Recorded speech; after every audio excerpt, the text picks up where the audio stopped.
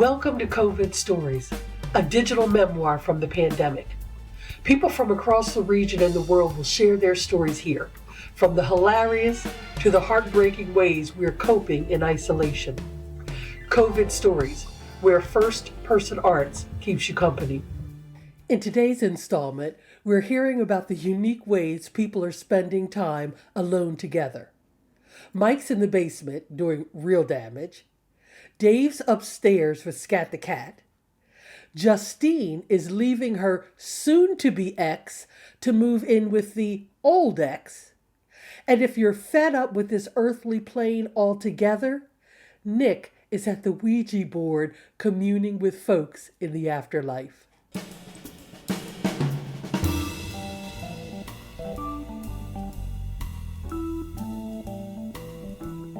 Hello, First Person Arts. It's Mike. I'm coming to you from my creepy basement in West Philadelphia, where I've been hiding a whole lot for the past 6 weeks.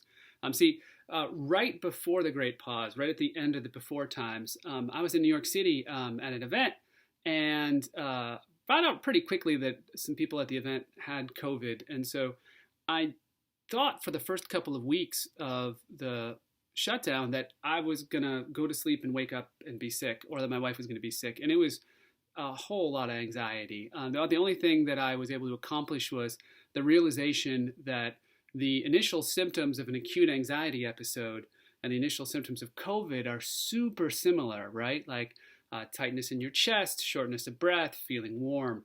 And so I would calm myself down and say, oh, cool, it's just anxiety, right? But then my anxiety would say, like, hey, Mike, you know I'm not mutually exclusive to anything, right? Like, you can have me and you can have anything else.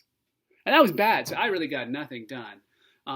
Then I realized, man, like I gotta find something that is mine, that is a problem that I can solve, right? I can do my part, reach out to my friends, try and help them through what they're doing, support some local businesses. But otherwise, like, I can't fix this. So what can I fix down here?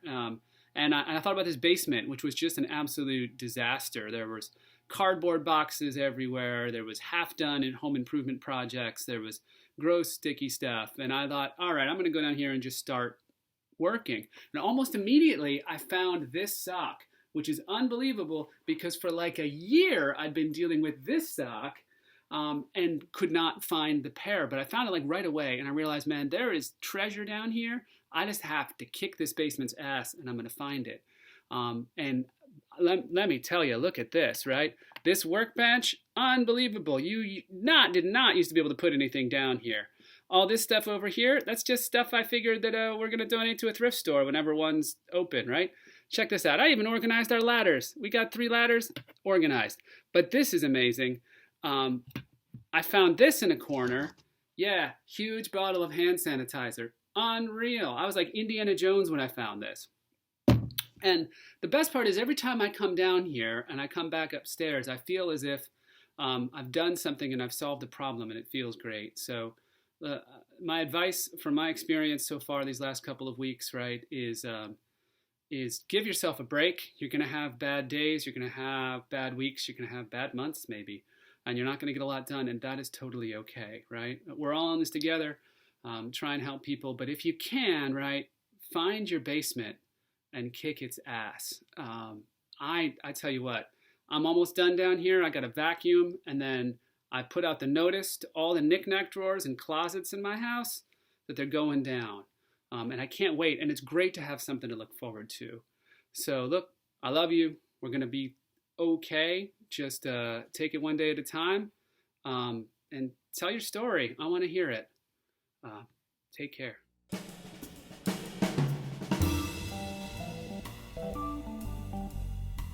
Hi, I'm Dave, and this is Scout. I adopted her on Sunday, about a day before Philadelphia shut down, well, basically everything. I'm lucky. My company mostly works remotely, so we were able to implement social distancing pretty seamlessly. But caring for my bunker buddy here is pretty hard work. At a time when most of our worlds have constricted very rapidly, her world is expanding very quickly. A few days ago, all she knew was her cage in the animal shelter.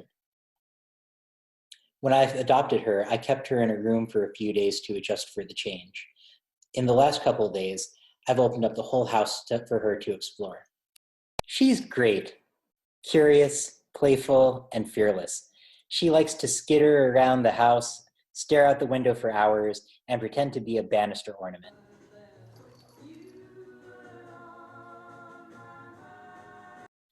We recently invented a whack-a-mole game with a pipe cleaner.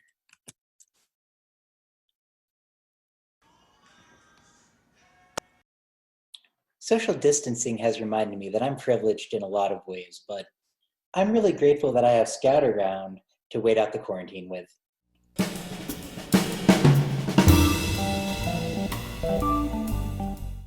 So, back in March, my husband told me that he didn't want to be married to me anymore, which felt like shit. And I felt awful, rejected, terrible, unwanted, ugly, all the things, right? And then 2 weeks later, we were quarantined together in the house, and it pretty much sucked. We were fighting all the time, mainly fueled by my own anger and sadness and frustration, and just sort of the absurdity of the whole situation. So right before the governor issued a stay-at-home order, I decided to pack up my son and take him to his dad's house. I figured, one ex-husband, probably no worse than the other, change of scenery. So we hopped in the car and we went to his house. And Tyler Durden answered the door, and he looks at me and he's like, "Do you have 2 black shirts, 2 boots, and $300 of personal burial money?" I'm like, yeah, I do. Can I come in? I brought beer. So we hung out, and it was actually really nice. We traded conspiracy theories about the end of the world, and it was a good conversation, and we haven't had one in a long time. And then after my son went to bed, his father took me into the basement and very matter of fact and with the legal bullet points, propositioned me and asked if I wanted to have sex for the rest of the quarantine. And I politely declined, and he politely accepted, and that was the end of that conversation. But it really kind of like made things kind of awkward. So I decided that it would be better to go back to, back into the flames. It wasn't too long after that I realized that men in quarantine with only one woman on the island with them is a situation that's pretty predictable. And I was not only propositioned by my son's father, but also by my ex-husband, who had just rejected me. And, I gotta be honest, I felt kind of special, and everybody else is really struggling right now. But I gotta say, it really got me through the day. Stay safe, everyone. Bye.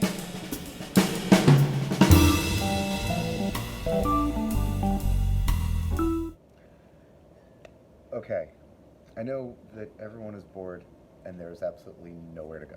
There's nowhere to go except maybe Target, Wawa, Giant, various food stores. But we're all stuck inside. We can't go anywhere. And a lot of this has been great in terms of communicating with people. Everyone's home now, so everyone's free to communicate all day, all the time. At night, I often find myself stuck in these Zoom calls with friends and family, and it kind of looks like Hollywood Squares, where you're trying to figure out like who's the famous person in this, or like, are any of these people famous?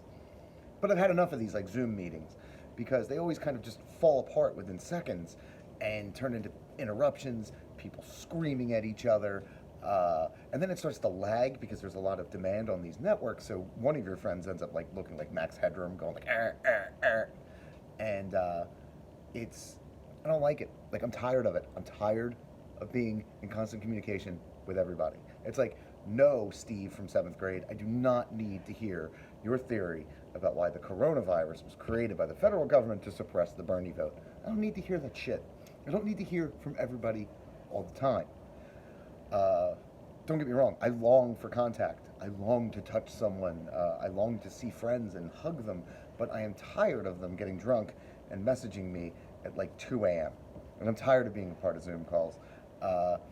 The idea of constant contact has me really worn down, to be quite honest with you. Like every 5 minutes, the notifications are going off on my phone, whether it's Facebook, Twitter, Instagram, group texts. It's just this cacophony. It's like a cackling at this point. You know, like when seagulls attack you for your french fries on a boardwalk? That's kind of how I feel right now. I'm not going to lie. And granted, I'm lucky. I have people that care about me and I'm friends with, and I understand that not everybody has that. So I should count my blessings, but at the same time, it's a little bit wearing on me. I'm not going to lie. So I decided to try other things to connect with people. So for instance, like I try to scream out my window every day. This is what I'll do. I'll show you. Beautiful Chinatown. And I try to get my neighbors to sing with me. All you zombies, hide your faces. But like every day I do this, and every day no one else answers, which proves to me that Philadelphia, A, doesn't remember the Hooters, and 2, is not Italy. So I've decided that I don't want to talk to people on the internet anymore. I don't want to text message.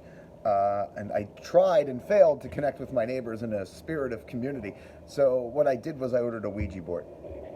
Now granted, you may ask why I ordered a Ouija board, and I'll tell you. First off, I am a lapsed Catholic, so this is against the faith, and it feels a little dirty, and I'm not going to lie, kind of why I'm doing it. Number 2, I want to talk to dead people because I'm sick of talking to the living. The living suck. All they do is complain about the same shit. We are all in the same problem. We're all dealing with the same issues. Granted, some more severe than others, and some have better accommodations and this, that, and the other. But we're all pretty much stuck inside. So I want to see what's going on the other side. So I'm going to get this Ouija board that I ordered, and I'm going to contact dead relatives. Both my parents are dead. I'd really like to know if they're proud of me, if they like my girlfriend. Like, these are the things that I need to know and find out during a quarantine. 3, I'm really hoping that, like, if this goes wrong, then I summon a demon that eats my soul, and then I am sucked out of this hellhole into another hellhole, but just out of this hellhole. So that's what I'm going to do. That's my new thing now, is that I've grown tired of talking to the living, because the living are just a broken record. So now I'm going to get into the occult and start talking to the dead through a Ouija board. I don't know if I'll be successful. We're going to have to find out. You'll have to come back. You'll have to ask me, because it only comes in like 3 or 4 days. So my thinking is this, is that if you don't hear from me and I dropped off the internet, one of many things have happened. I've opened a portal to hell or heaven, and I've departed this earthly plane. Number 2, I just get stuck talking to my dad about Dave Matthews Band, which he will not want to hear, but I feel like if he's on the other side, he doesn't give a shit. He's got time. And number 3, you'll know I'm successful if the sky turns purple and I've completely ended the world.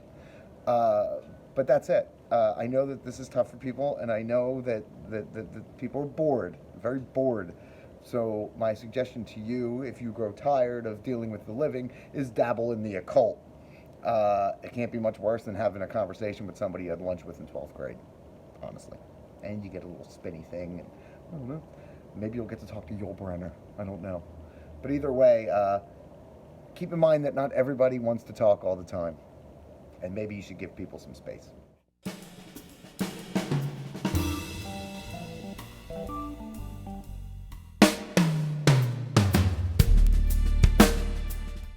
We hope you enjoyed these stories. Tell us about your favorite one in the comments below. Hit like and subscribe to our channel to learn about upcoming installments from First Person Arts' COVID stories. But more importantly, we want to hear from you. We'll post how you can share your story in the notes below. Whatever you're feeling or thinking during this time, we want you to know that you're not alone, and somehow we'll get through this together. Tell us your story and we'll share it across the country. Maybe somebody listening feels the same way you do. If you enjoyed this installment, and we hope you did, subscribe to COVID Stories, and stay tuned for the next installment on Tuesday, May 19th. In the meantime, follow us on Facebook, Instagram, and Twitter for more COVID Stories sneak peeks to spark your imagination. Dr. Neil Bardhan has shared story prompts to help get your story juices flowing. Find them at our website, www.firstpersonarts.org. This installment was produced and edited with original music by Rodney Wittenberg and Melody Vision. The First Person Arts COVID Stories team includes Tanisha Ford, Dr. Neil Bardhan, Danielle Marino, Samantha Heth, and Leo Oddie.